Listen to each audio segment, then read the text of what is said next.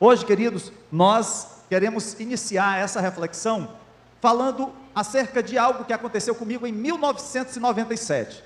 Eu estava no início do meu trabalho como servidor público, já estava com 3 anos, e tive a oportunidade de conhecer uma pessoa que para mim foi um exemplo para a minha vida. Essa pessoa, ele era chefe do setor de informática, da secretaria onde eu era lotado. Era um jovem habilidoso, de grande conhecimento na área de informática. E certamente ele merecia estar chefiando aquele que era um dos setores mais desafiadores daquele tempo. Porém, você poderia dizer assim: ah, pastor, mas o que tem isso de importante e diferente? Nós temos vários jovens habilidosos que estão à frente de grandes empreendimentos. É verdade. Mas, queridos, o diferencial daquele jovem é que ele era tetraplégico. Ele não tinha os movimentos das pernas nem dos braços. Ele só movimentava o pescoço e a cabeça. Ele era preso a uma cadeira de rodas e com um lápis, tendo em sua extremidade uma borracha, ele fazia todos os comandos com o lápis preso entre os dentes. Eu achei aquilo algo surpreendente. Primeiro porque eu não conhecia nada de informática, eu era super leigo. Eu vi uma pessoa com tantas limitações fazendo daquele serviço algo super normal. Aquele jovem, ele era acompanhado por alguém que o auxiliava em tudo que ele precisava. Era a sua noiva, sua cuidadora, sua assistente, sua guia, seu braço forte. Aquele casal trabalhava como uma equipe, e por maiores que fossem os problemas na área de informática, e que eram muitos, ele sempre tinha uma solução, auxiliado pela sua noiva. Agora, suponha que você esteja totalmente paralisado em uma cadeira de rodas, e não pode fazer nada por si mesmo, além de falar, e que um amigo seu se disponha a lhe ajudar, um amigo forte, em quem você confia, que possa ajudá-lo a fazer o que você precisa fazer.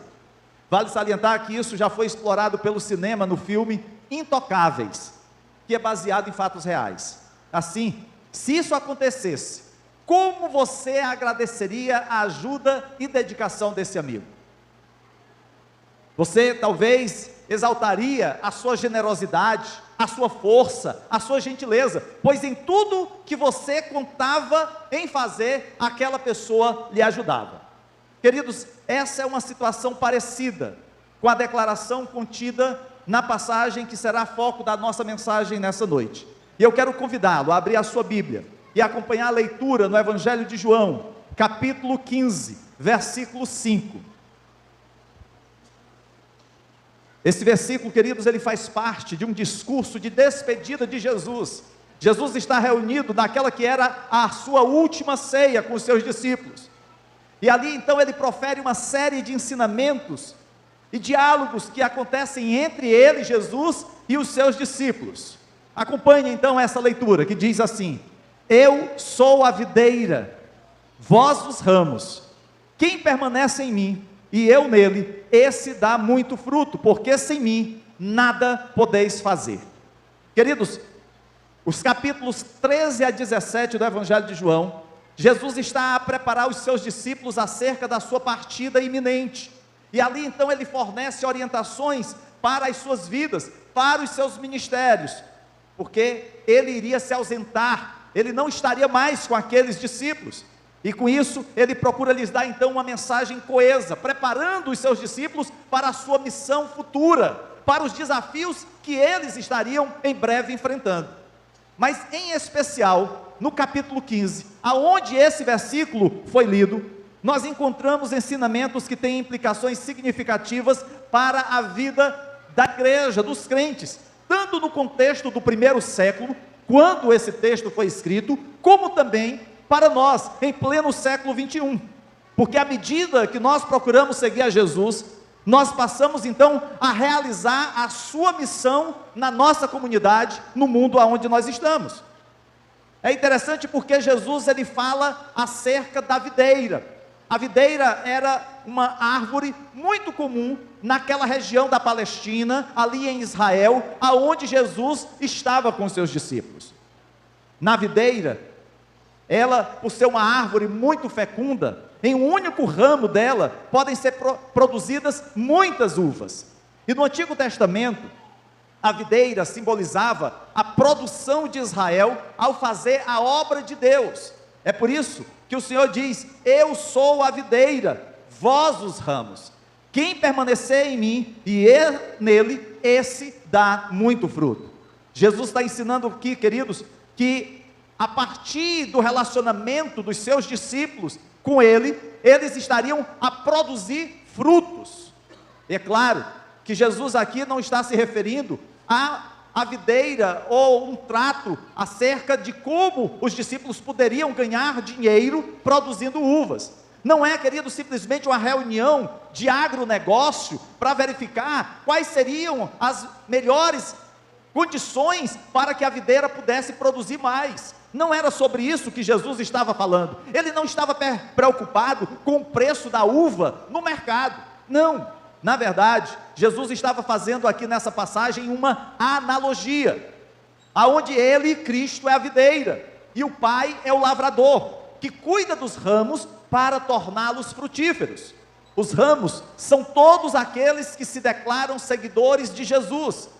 Os ramos frutíferos são os verdadeiros crentes que, por meio da união da sua vida com Jesus, produzem frutos para o reino de Deus. No entanto, mesmo sendo nós os ramos, a produção dos frutos, queridos, está atrelada, está ligada à segunda parte do versículo 5. A videira, ou o ramo propriamente dito, só vai produzir bons frutos se nós estivéssemos ligados a Jesus. É por isso que Jesus diz: sem mim nada podeis fazer. Esse ensinamento, queridos, ressalta a relação essencial entre Jesus e os seus discípulos, e destaca aqui a nossa dependência dele para o nosso sustento espiritual e o nosso crescimento. Esse pré-requisito, ele foi estabelecido por Jesus aos seus discípulos, e esse pré-requisito é necessário para cada um de nós.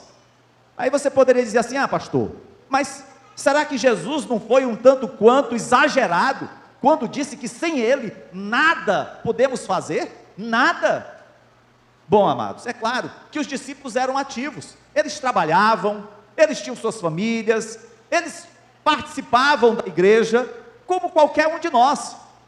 Quando Jesus está falando aqui de nós não podermos fazer nada, é nada no sentido de valor eterno, é nada sem ele que possa nos levar a uma eternidade com Deus. Só tem um jeito de nós contemplarmos a eternidade, só tem um jeito de nós alcançarmos a salvação, só tem um jeito de nós chegarmos à presença do Pai, e é ele, Jesus, que nos permite isso.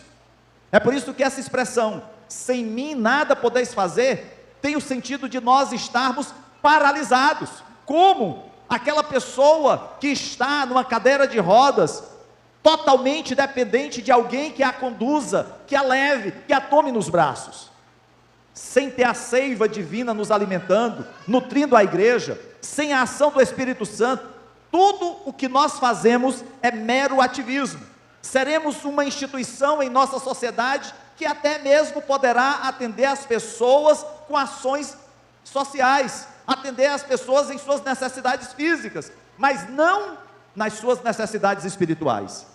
O alerta, sem mim nada podeis fazer, traz o mesmo sentimento que o apóstolo Paulo descreve na sua carta aos Romanos, capítulo 7, versículo 18, quando ele diz: eu sei que em mim, isto é, na minha natureza humana, não há nada de bom, pois quero fazer o que é certo, mas não consigo.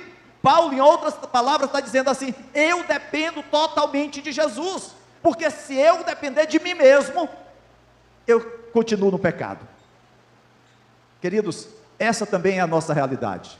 Não podemos, sem Cristo, não podemos fazer coisa alguma.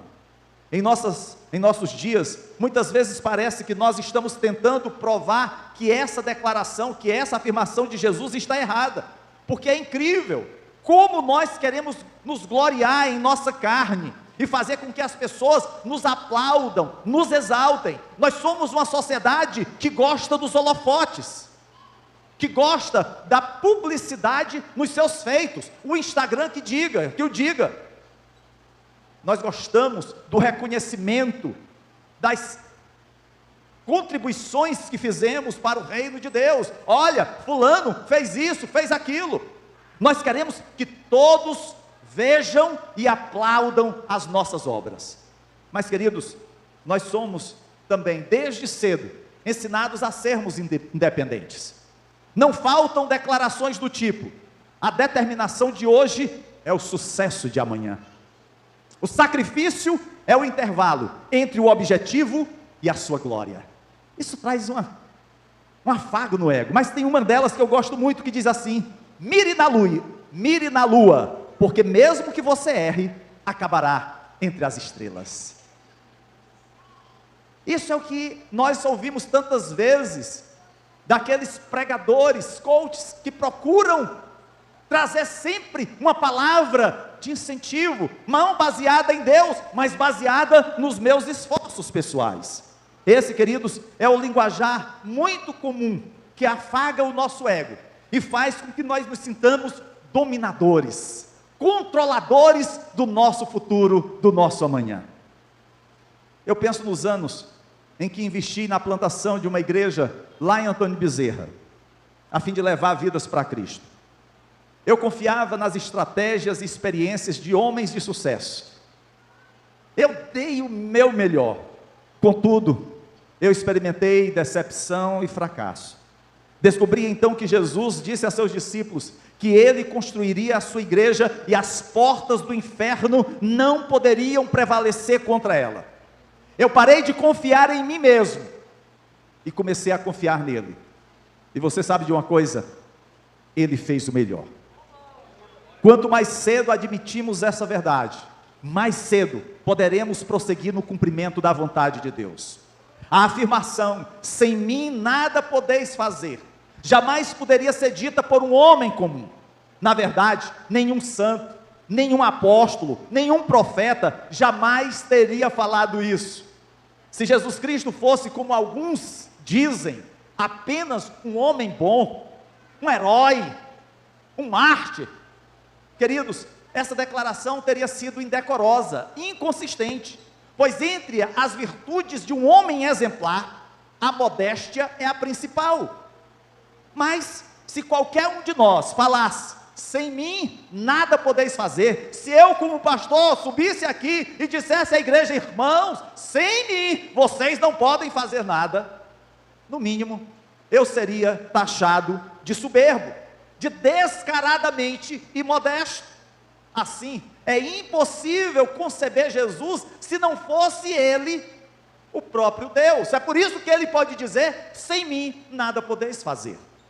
João, em seu evangelho, inspirado pelo Espírito Santo, ele revela a divindade de Jesus no capítulo 1, versos 2 a 4, quando declara: ele existia no princípio com Deus, por meio dele, Deus criou todas as coisas, e sem ele, nada foi criado. Aquele que é a palavra possui a vida, e a sua vida trouxe luz a todos. João está falando aqui do próprio Cristo.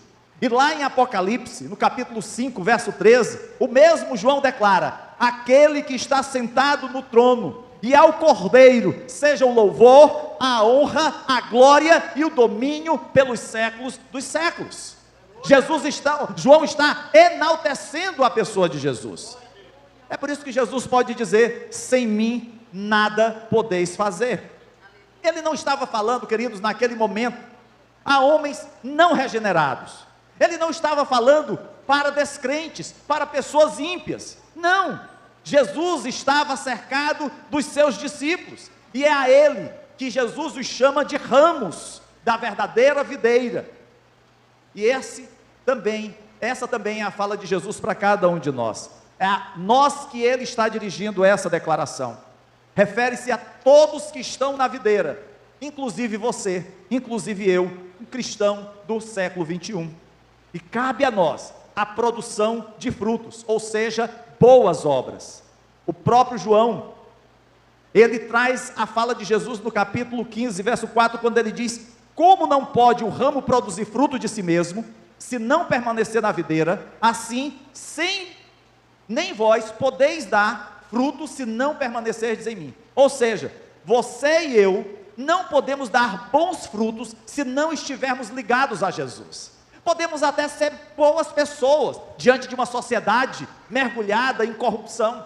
Podemos até mesmo pagar os nossos impostos, as nossas contas, para não termos dificuldades e de alguém querer nos cobrar algo em atraso. Podemos até ser um exemplo para os nossos filhos. Mas, queridos, nós não podemos produzir frutos dignos de arrependimento se nós não estivermos presos à videira verdadeira, se nós não estivermos enxertados na videira. É isso que Jesus está dizendo aqui nessa noite. E nós que estamos aqui ao redor da ceia, ao redor da mesa, nós que estamos vivendo de modo digno do Senhor, de tal forma que o agrade em tudo que nós fazemos, nós que estamos frutificando em toda boa obra, crescendo no conhecimento de Deus, devemos aprender que a união a Cristo, ela é essencial. Não adianta simplesmente sermos mais um no meio da multidão. Não adianta simplesmente sermos membros de carteirinha de uma igreja evangélica. É importante que estejamos na videira. É importante que possamos produzir bons frutos.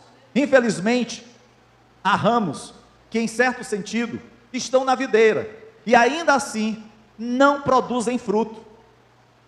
Jesus faz uma advertência no capítulo 15 de João, no versículo 2, ele diz: todo ramo que estando em mim não der fruto, ele o corta. Ah, pastor, mas eu venho à igreja. Ah, pastor, eu dou meu dízimo. Ah, pastor, eu gosto dos louvores. Eu gosto dos... Ah, pastor, eu até falo em línguas. Mas, queridos, se nós não dermos frutos, nós seremos cortados. Esse é um alerta para todos nós, quer sejamos membros, quer sejamos liderança dessa casa. Nós precisamos estar na videira. E como é que nós sabemos que estamos na videira? Primeiro, nós estamos produzindo frutos de santidade. Você está se esforçando para levar outras pessoas a Jesus? A sua atividade escolar, acadêmica ou profissional é algo desvinculado do Evangelho? Lá você é de um jeito e aqui você é de outro? Você tem buscado uma união viva e sobrenatural de Jesus? Ou será que isso se limita apenas às reuniões de domingo à noite? A menos que tenhamos o Senhor Jesus, nós não podemos levá-lo a outras pessoas. Como nós vamos compartilhar o melhor e o maior presente se nós não temos isso na nossa vida? A menos que dentro de nós tenhamos a água viva jorrando para a vida eterna, não poderemos transbordar para que de nosso meio fluam rios de água viva que saciem o sedento.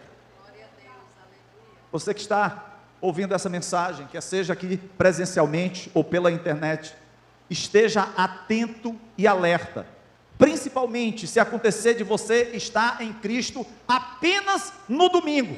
E isso parece que infelizmente passou a ser a prática de muitos, de se lembrar de Jesus apenas no domingo, de estar vivendo para o mundo durante todo o restante do tempo. Ou se você estiver apenas em Cristo, na mesa da ceia, ou na reunião de oração, ou em certos períodos de adoração, e no restante do tempo estiver fora, distante de Cristo. O alerta do Senhor nessa noite é: não mantenha uma comunhão intermitente com Cristo, ou seja, não mantenha uma comunhão com Deus que fique ao sabor do momento ou do local. Isso, queridos, não vai adiantar. Devemos permanecer em Cristo, e Ele permanecerá em nós, em todos os momentos da nossa vida, em todas as circunstâncias. Eu sei que quando às vezes o cinto aperta, quando a doença bate à porta, quando os compromissos chegam até nós, em geral, a primeira pessoa que vem à nossa boca é: valha-me Deus, Jesus tem misericórdia. Mas nos períodos de bonança, nos períodos de alegria, Logo, nós esquecemos de Jesus, nos ausentamos da casa do Senhor, nós estabelecemos outras prioridades.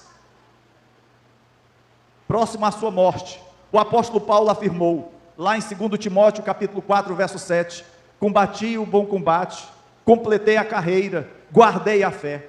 Queridos, que declaração maravilhosa daquele que está em Cristo para enfrentar até mesmo a morte. No entanto, o fim sem Cristo será terrível. Ah, pastor, mas eu estou aproveitando o momento. Eu não sei quando Jesus vai voltar, então deixa eu aproveitar. É verdade, eu também não sei. E a Bíblia diz que ninguém sabe, mas eu sei que Ele vem. Aleluia. E Ele voltará quando menos nós esperarmos. E aqueles que nenhum fruto produziram, que tiveram uma vida seca, voltada apenas para si, para os seus caprichos, para as suas necessidades, o que terão a dizer? Ou para aqueles que não têm vida com Deus.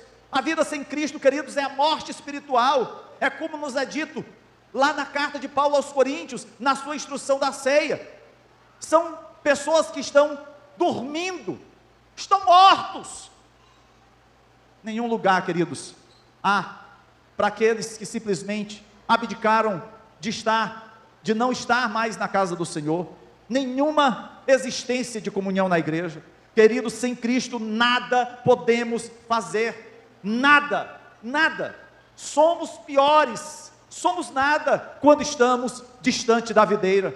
Esta é a condição daqueles que não confessaram a Cristo como Senhor e Salvador. Mas infelizmente, queridos, a gente vê isso acontecendo entre pessoas que até mesmo se dizem membros de igrejas evangélicas. Deus nos livre de ser essa a nossa condição hoje, porque sem Cristo não há esperança. E eu queria, queridos, considerar aqui algumas atitudes que nós como igreja, como crentes, precisamos ter a partir dessa passagem de João capítulo 15, verso 5, e a primeira atitude é: priorize no seu relacionamento Jesus, que Jesus seja prioridade no seu relacionamento.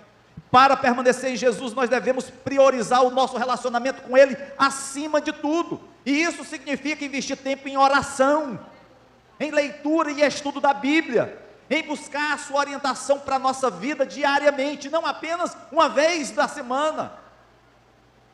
Isso significa estar em comunhão com a igreja, com os irmãos. Ao nos aproximarmos de Jesus, descobriremos que a sua presença se torna uma âncora para as nossas vidas, nos dando força e sabedoria em todas as situações, e não nos deixando sermos levados por qualquer vento de doutrina que se abate contra a nossa mente. A segunda atitude: seja receptivo ao Espírito Santo.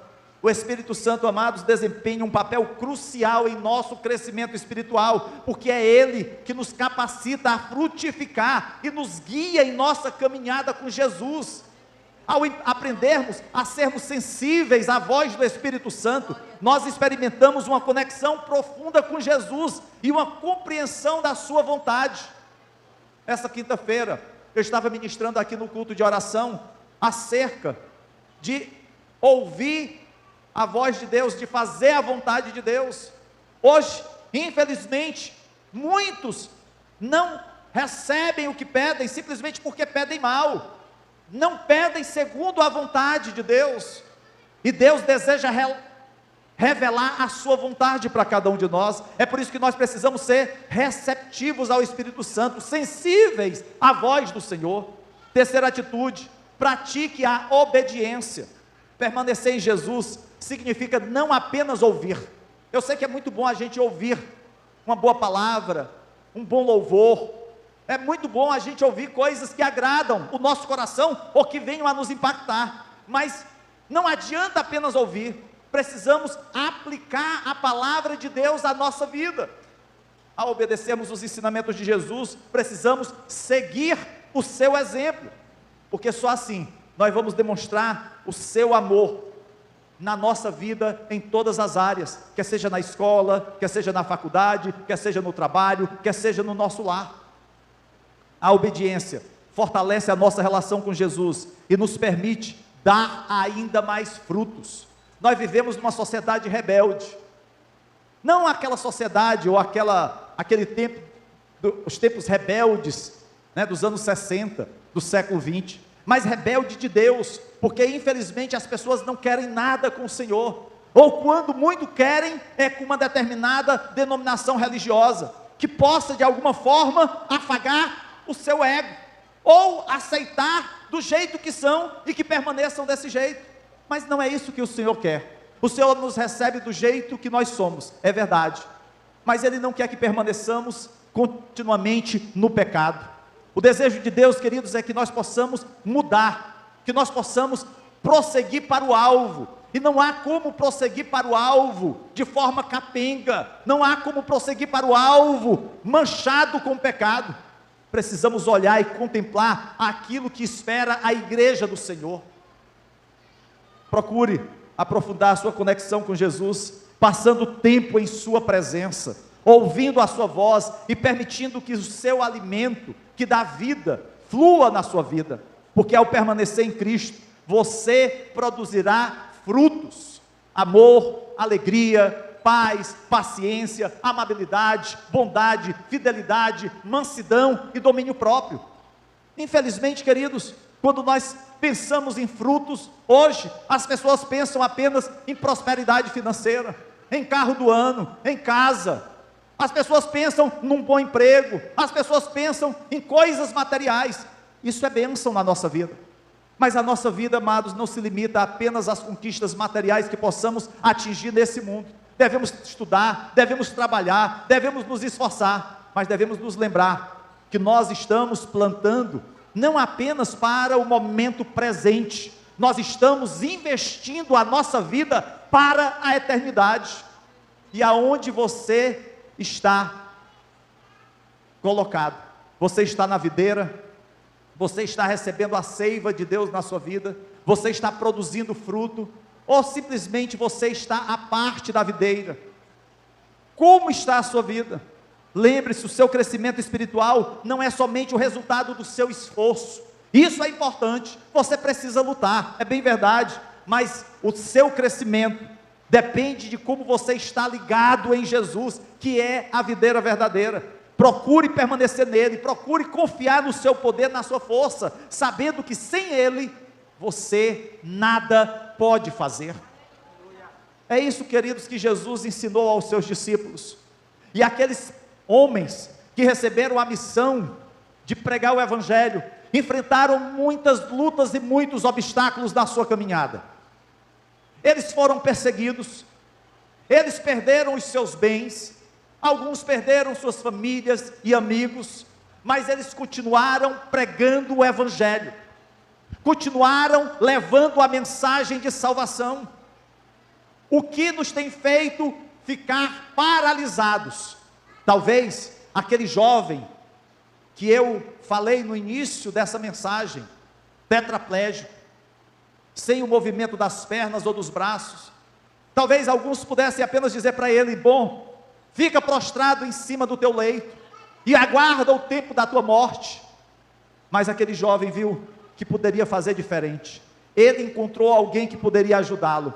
E eu quero dizer para você nesta noite, que independente da tua situação, independente de como a sua vida se encontre, mesmo que você esteja paralisado pelo pecado, mesmo que você se sinta morto diante das frustrações dessa vida, mesmo que você tenha sido enganado, ou esteja enganando, eu quero te dizer que há alguém que pode te dar vida, alguém que pode te chamar para fora, para que você deixe a tua vida como ela está, e tem uma nova vida, e essa pessoa é Jesus.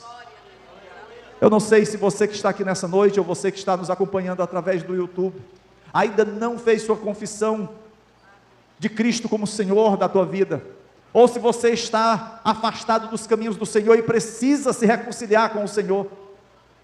A única coisa, queridos, que eu sei, é que assim como Jesus me acolheu, me recebeu, apesar dos meus erros, dos meus fracassos, apesar dos meus pecados, Ele me acolheu, e Ele tem feito isso na vida de tantos que aqui se encontram, e Ele pode fazer isso nessa noite.